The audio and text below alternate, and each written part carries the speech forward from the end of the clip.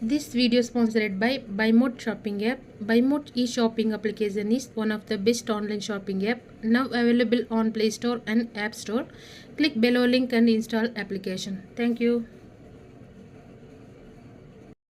Hello friends, welcome to my channel. இன்றைக்கி நம்ம காலிஃப்ளவரில் ஒரு சுவையான சைட் டிஷ் ரெசிபி செய்கிறது எப்படின்னு பார்க்கலாங்க. குழந்தைகள்லேருந்து பெரியவங்க முடிக்கும் விரும்பி சாப்பிடக்கூடிய சுவையில் எல்லா விதமான ரைஸஸ் கூட சாப்பிட்றக்கும், ஸ்டார்டராக சாப்பிட்றக்கும் அருமையாக இருக்கும். குழந்தைகளுக்கு நீங்கள் ஸ்நாக்ஸாகவும் செஞ்சு கொடுக்கலாம், விரும்பி சாப்பிடுவாங்க. வாங்க எப்படி பண்ணுறதுன்னு பார்க்கலாம். இன்றைக்கி மீடியம் சைஸ் காலிஃப்ளவர் ஒன்று எடுத்துருக்குறேங்க. அது இந்த மாதிரி க்ளீன் பண்ணிவிட்டு சின்ன சின்ன பீசஸாக கட் பண்ணி எடுத்துருக்கிறேன். உங்கள் விருப்பத்துக்கு தகுந்த அளவுக்கு எந்த அளவுக்கு நீங்கள் கட் பண்ணி எடுத்துக்கலாம். இப்போ இந்த கட் பண்ணி வச்ச காலிஃப்ளவர் எல்லாத்தையுமே சுடு தண்ணியில் சேர்த்துக்கலாம். அதுக்கு ஸ்டவ்வில் ஒரு பேன் வச்சுட்டு கொஞ்சம் சுடு தண்ணி வச்சுருக்கீங்க. அதில் ஒரு டீஸ்பூன் அளவுக்கு உப்பு சேர்த்துட்டு 2லேருந்து 3 பிஞ்ச் அளவுக்கு மஞ்சத்தூள் சேர்த்துக்கலாம். தண்ணி லைட்டாக கொதிக்க ஆரம்பிக்கட்டும்.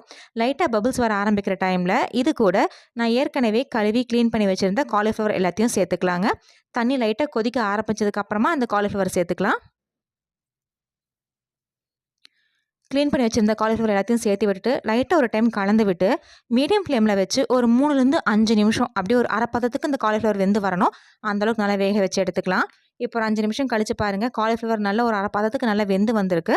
இப்போ ஃப்ளேம் ஆஃப் பண்ணிவிட்டு இந்த தண்ணியிலேருந்து காலிஃப்ளவர் எல்லாத்தையும் வடித்து எடுத்து வச்சிடலாங்க. நல்லா சூடு ஆறுனதுக்கு அப்புறமா இப்போ லைட்டாக அழுத்தி காமிக்கிறேன் பாருங்கள். இந்த மாதிரி அழுத்தும் போது காலிஃப்ளவர் இந்த அளவுக்கு நொகுன்னு வெந்திருக்கணும். இந்த அளவுக்கு வேக வச்சு எடுத்துக்கலாம்.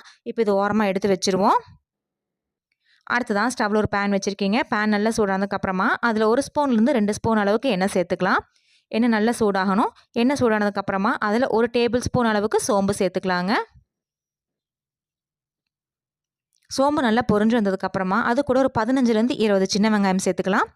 இந்த சின்ன வெங்காயம் நல்லா கண்ணாடி பதத்துக்கு வதங்கி வரணும். அந்தளவுக்கு நல்லா வதக்கி எடுத்துக்கலாம். சின்ன வெங்காயம் பாதி வதங்கினதுக்கப்புறமா இது கூட மீடியம் சைஸ் பெரிய வெங்காயம் ஒன்று எடுத்து க்யூப்ஸாக கட் பண்ணி வச்சுருக்கேங்க. அது கூட சேர்த்துக்கலாம். ஒரு 20 பல் சின்ன வெங்காயத்து கூட மீடியம் சைஸ் பெரிய வெங்காயம் ஒன்று சேர்த்தோம்னா போதுமானதாக இருக்கும். இப்போ நம்ம சேர்த்துருக்கிற சின்ன வெங்காயம் பெரிய வெங்காயம் ரெண்டுமே நல்லா கண்ணாடி பதத்துக்கு வதங்கி வரட்டும். நம்ம நல்லா வதங்கினதுக்கப்புறமா இது கூட பெரிய பல்லு பூண்டா ஒரு 4 பல்லு பூண்டு சேர்த்துக்கலாங்க. சின்ன பல்லாக சேர்த்துனீங்கன்னா ஒரு 6 பல் பூண்டு சேர்த்துக்கோங்க. அது கூடவே மீடியம் சைஸ் இஞ்சி துண்டு இந்த அளவுக்கு எடுத்துகிட்டு ஒரு 2 பீசஸாக கட் பண்ணி சேர்த்துக்கலாம். இஞ்சி இந்த அளவுக்கு சேர்த்துனா போதுமானதாக இருக்கும் நம்ம எடுத்த காலிஃப்ளவருக்கு. இப்போ இஞ்சியும் பூண்டும் சேர்த்து நல்லா வதக்கி எடுத்துக்கலாம். இஞ்சியும் பூண்டு நல்லா வதங்கினதுக்கப்புறமா இது கூட காரத்துக்காக 4 வரமிளகாய் சேர்த்துருக்குறேங்க. நீங்கள் உங்கள் காரத்துக்கு தகுந்த அளவுக்கு கூடவோ குறைவோ சேர்த்துக்கோங்க. விருப்பப்பட்டால் 2 பச்சை மிளகாய் 2 வரமிளகாய் கூட சேர்த்துக்கலாம். நான் இன்றைக்கி வெறும் வரமிளகாய் மட்டும்தான் சேர்த்துருக்குறேன். கூடவே ஒரு கைப்பிடி அளவுக்கு கருவேப்பிலையும் சேர்த்துக்கலாங்க. இது எல்லாத்தையும் சேர்த்து நல்லா வதக்கி எடுத்துக்கலாம். கருவேப்பிலை நல்லா வதங்கினதுக்கப்புறமா 1 கப் அளவுக்கு துருவன தேங்காய், பெரிய மூடி தேங்காயில் ஒரு அரை மூடி அளவுக்கு தேங்காய் எடுத்து துருவி வச்சுருக்குறேங்க. 1 கப் அளவுக்கு நான் காமிக்கிற கப்பில் 1 கப் அளவுக்கு சேர்த்துக்கலாம். தேங்காய் சேர்த்துட்டு ஒரு 2 நிமிஷம் நல்லா வதக்கி எடுத்துக்கலாம். தேங்காய் லைட்டாக வறுபட்ட மணம் வரணும், அந்தளவுக்கு நல்லா வறுத்து எடுத்துக்கலாங்க.